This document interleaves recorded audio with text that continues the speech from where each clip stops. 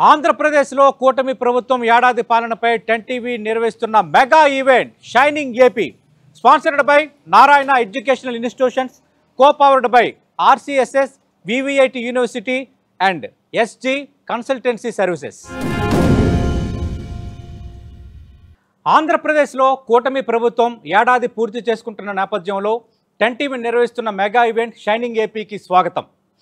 పాలకొల్లులో పుట్టి పాలనకు, ప్రజల ఆలనకు బ్రాండ్ అంబాసిడర్గా నిలిచారు.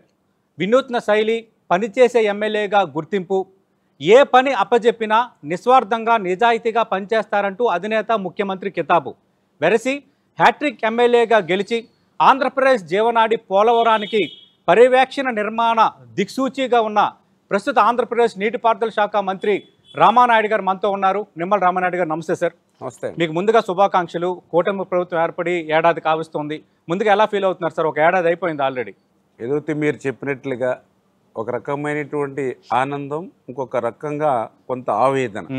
ఏదైతే ఆ రోజు 2019, 2024 5 సంవత్సరాల నిరంకుశత్వ రాక్షసమైనటువంటి పాలన నుంచి, కక్షలు, వేధింపులు, కేసుల పాలన నుంచి విముక్తి పొందినటువంటి ఆనందం ఈ రాష్ట్ర ప్రజలుగా ఒక పక్కన, రెండవ పక్కన ఏదైతే 14, 19లో రాష్ట్ర విభజన జరిగినటువంటి పరిస్థితుల్లో ఈ నవ్యాంధ్రప్రదేశ్ రాష్ట్రాన్ని అభివృద్ధి పదంలో నడిపిస్తున్నటువంటి దశలో అధికార మార్పిడి అనేది అభివృద్ధి వైపు కాకుండా అధికార మార్పిడి అనేది విధ్వంసం వైపు నడిచి 5 సంవత్సరాల గత పాలన అంతా కూడా విధ్వంసంతో ఏదైతే నడిచిందో, మరి అటువంటి పరిస్థితి చూసి మళ్ళీ ఒక ఆవేదన ఈరోజు మా ముందున్నటువంటి పరిస్థితి. రామానాయుడు గారు, అంటే మంత్రులు అవ్వడం, శాఖలు కేటాయింపు అనేది ఒక ఎత్తు అయితే, కీలక శాఖలు అనేవి చెప్పుకోదగినవి కొన్నే ఉంటాయి. అందులో భారీ నీటిపారుదల శాఖ అనేది చాలా ఇంపార్టెంట్. అందులో విభజిత ఆంధ్రప్రదేశ్, ఎందుకంటే 2014 ముందు ఉమ్మడి ఆంధ్రప్రదేశ్లో పరిస్థితి వేరు. ఈ విభజిత ఆంధ్రప్రదేశ్కి పోలవరం ప్రాజెక్టుకు కేంద్రం జాతీయ హోదా ప్రకటించింది. ఆంధ్రప్రదేశ్ అంటే ఏ అంటే అమరావతి, బి అంటే పోలవరం అన్నట్టుగా మీ ప్రభుత్వ ప్రయారిటీస్ ఇప్పుడు. అలాంటి కీలక బాధ్యతలకు సంబంధించిన నీటిపారుదల శాఖ మీకు ముఖ్యమంత్రి గారు అప్పచెప్పారు. దానిపై మొదట మీ ఫీలింగ్ ఏంటి? చాలా సంతోషం, చాలా ఆనందం. ఎందుకంటే మీ అందరికీ తెలుసు, ఏదైతే జలం జగత్తుకి మూలం అని అంటారు.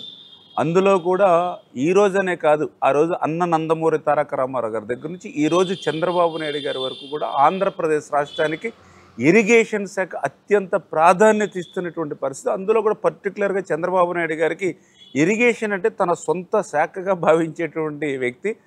అటువంటి నాయకుడు ఇరిగేషన్ శాఖ మంత్రివర్యులుగా నన్ను నియమించడం నిజంగా చాలా సంతోషం, చాలా ఆనందంగా ఉందనే విషయాన్ని మొదటిగా మీ ద్వారా కూడా తెలియజేసుకుంటూ, రెండవది ఏదైతే ఆ చంద్రబాబు నాయుడు గారి యొక్క ఆశయాలకు అనుగుణంగా, ఎందుకంటే ఆ రోజు మీ అందరికీ తెలుసు, ఒక తెలుగు గంగ, ఒక హంద్రీనేవా, ఒక గాలేరు నగరి, ఒక కడప కేసీ కెనాల్, ఇట్లా అటు రాయలసీమ దగ్గర నుంచి, అదేవిధంగా అటు ఉత్తరాంధ్ర ప్రాజెక్టుల దగ్గర నుంచి, ఏదైతే గోదావరి కృష్ణ డెల్టాల దగ్గర నుంచి, ఇట్లా ఆ రోజు ఎన్టీఆర్ దగ్గర నుంచి ఈరోజు చంద్రబాబు నాయుడు గారి వరకు కూడా ఇరిగేషన్ అత్యంత ప్రాధాన్యత ఇస్తూ ఉన్నటువంటి పరిస్థితి. మళ్ళీ ఈరోజు చంద్రబాబు నాయుడు గారు వచ్చిన తర్వాత ఇరిగేషన్కి అత్యంత ప్రాధాన్యతనిస్తూ విధ్వంసం గురైనటువంటి ఇరిగేషన్ని మళ్ళీ ఒక్కొక్క మెట్టు ఎక్కిస్తూ, ఎందుకంటే ఈరోజు కూడా ఒక్కటే చెప్తూ ఉంటారు చంద్రబాబు నాయుడు గారు, ఒక్క సంవత్సరం వర్షాలు బాగా పడితే ప్రతి వర్షపు నీటి బిందుని ఒడిసిపెట్టి దాన్ని రిజర్వ్ చేసుకోవాలి. రాబోయేటువంటి 1-2 సంవత్సరాలు వర్షాలు సక్రమంగా లేకపోయినా కరువు అనేది కనపడకూడదు అనేటువంటి ఆలోచనతో ఈరోజు చంద్రబాబు నాయుడు గారు ముఖ్యమంత్రిగా ఉన్నప్పుడు 99లోనే ఇంకుడు గొంతుల కాన్సెప్ట్ తీసుకొచ్చారు ఆయన. ఇంకుడు గొంతులు, చెక్ డ్యామ్స్, అంటే ఆయన ఏదైతే ఈ యొక్క నదుల ద్వారా, వర్షాల ద్వారా వచ్చేటువంటి నీటిని మనం నిలువ చేసుకుని తద్వారా భూగర్భ జలాలను కూడా పెంపొందించి ఏదైతే ఈ యొక్క రైతాంగానికి, వ్యవసాయానికి కాపాడాలనేటువంటి ఆలోచన అంతా కూడా చంద్రబాబు నాయుడు గారిది. ఆ దిశలోనే ఈ గత 10-11 నెలల నుంచి చంద్రబాబు నాయుడు గారి యొక్క లక్ష్యానికి అనుగుణంగానే మేము కానీ, మా డిపార్ట్మెంట్ కానీ పనిచేస్తున్నటువంటి విషయాన్ని కూడా ఈ సందర్భంగా తెలియజేస్తూ ఉన్నా.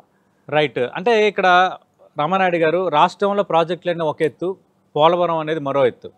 ఎందుకంటే దాన్ని లైఫ్ లైన్ అంటున్నాం, అంటే అంత ప్రయారిటీ ఉంది. పోలవరం పూర్తి అయితే ఆంధ్రప్రదేశ్కి ఒక జీవనాడిగా ఉండబోతుందని. అలాంటి కీలక బాధ్యతలు ఇప్పుడు మీ పైన ఉన్నాయి. ఈ ఏడాదిలో పోలవరం విషయంలో మీరు సాధించిన పురోగతి ఏంటి సార్? మీరు చెప్పింది వాస్తవం. ఎందుకంటే ఆంధ్రప్రదేశ్ రాష్ట్రాన్ని భవిష్యత్తులో ఒక కరువు రహిత రాష్ట్రంగా మార్చేటువంటి శక్తి ఒక్క పోలవరం ప్రాజెక్టుగా ఉంది. అది ఒక వరం ఈ రాష్ట్రానికి. అటువంటి పోలవరం ప్రాజెక్టు ఆ రోజు 14-19లో మీ అందరికీ తెలుసు 72% పూర్తయినటువంటి ప్రాజెక్టు. ప్రభుత్వం కనుక కంటిన్యూ అయ్యి ఉంటే 2020-2021 కల్లా ఆ పోలవరం పూర్తయింది అది. కానీ దురదృష్టవశాత్తు ప్రభుత్వం మారడంతో ఆ గత 5 సంవత్సరాల పాలనకు పోలవరం ఈ విధ్వంసానికి బలవడంతో పాటుగా ఏదైతే ఆ పోలవరం ధ్వంసం కూడా, ఎందుకంటే చంద్రబాబు నాయుడు గారు ముఖ్యమంత్రిగా మొన్న 24లో ప్రమాణ స్వీకారం చేసిన తర్వాత ఆయన మొట్టమొదటి క్షేత్రస్థాయి పర్యటన పోలవరం. ఆ పోలవరం ఇచ్చేసినప్పుడు చంద్రబాబు నాయుడు గారి కళ్ళల్లో ఒక ఆవేదన మేము చూసాం. ఎందుకంటే ఎంతో శ్రమించి నిర్మాణం చేసినటువంటి పోలవరం ఇట్లా ముంచేసినటువంటి పరిస్థితి ఆయన చూసి, అందులో పర్టికులర్గా ఏదైతే డయాఫ్రమ్ వాల్ ఆ రోజు 18 నెలలు కష్టపడి శ్రమించి నిర్మాణం చేసినటువంటి డయాఫ్రమ్ వాల్ గత పాలనకి ధ్వంసమైపోయినటువంటి పరిస్థితి ఆ రోజు మనందరం కూడా చూసాం. మరి అటువంటి పోలవరాన్ని మళ్ళీ ఈరోజు పట్టాలెక్కిస్తాం. ఎందుకు ఈ మాట చెప్తూ ఉన్నానంటే, గత పాలనలో ఉన్నటువంటి ఇరిగేషన్ శాఖ మంత్రి చెప్పాడు, పోలవరం ఎవ్వరికీ అర్థం కాదు, ఎందుకంటే నాకే అర్థం కాలేదు, పోలవరం ఎప్పటికి పూర్తవుతుందో చెప్పలేమని సాక్షాత్తు నాటి ఇరిగేషన్ శాఖ మంత్రి చాలా సమస్యలు ఉన్నాయని చెప్పాడు. అదేవిధంగా నాటి ముఖ్యమంత్రి అసెంబ్లీలో చెప్పాడు ఆ రోజు. 2020 జూన్ అన్నాడు, 2020 డిసెంబర్ అన్నాడు, 2021 జూన్ అన్నాడు. ఆఖరికి పోలవరం పూర్తవడం సాధ్యం కాదని నాటి ముఖ్యమంత్రి అసెంబ్లీలో చెప్పాడు.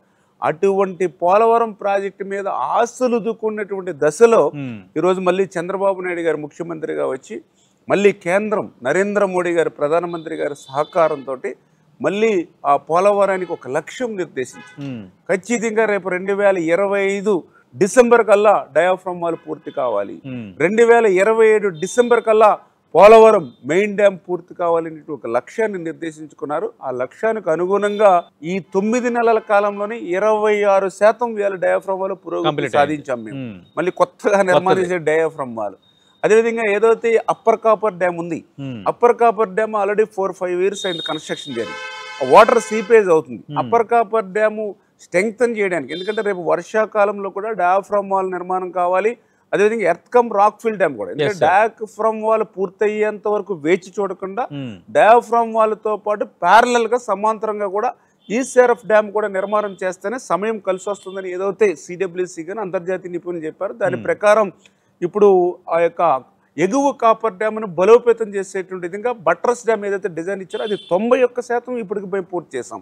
అదేవిధంగా గ్యాప్ 1లో ఈసీఆర్ఎఫ్ డ్యామ్ కూడా ఆల్రెడీ మొన్న మే నెలలో స్టార్ట్ చేసాం. అది కూడా మరి ఈ రేపు 2026 ఫిబ్రవరి కల్లా గ్యాప్ 1లో ఈసీఆర్ఎఫ్ డ్యామ్ పూర్తి చేయాలని, ఏదైతే గ్యాప్ 2లో ఈసీఆర్ఎఫ్ డ్యామ్ ఏదైతే ఉందో రేపు నవంబర్లో స్టార్ట్ చేసి 2027కి పూర్తి చేయాలి. ఇట్లా ప్రతి పనిని కూడా ఒక లక్ష్యం పెట్టుకున్నాం, ఒక నిర్దేశించాం చంద్రబాబు నాయుడు గారు. ఆయన ఇచ్చిన ఆదేశాల ప్రకారం, ఆయన ఇచ్చిన లక్ష్యం ప్రకారం ఈవేళ పోలవరం ప్రాజెక్టు ఈవేళ చూస్తే దగ్గర దగ్గర 83% ఇప్పటికి సివిల్ వర్క్స్ మేము పూర్తి చేసిన పరిస్థితి. ఇంకొక విషయం కూడా చెప్పాలి, పోలవరం ప్రాజెక్టుని పూర్తి చేయడం మాకు ఎంత ముఖ్యమో నిర్వాసితుల సమస్యను తీర్చడం మాకు అంతే ముఖ్యం. 100%.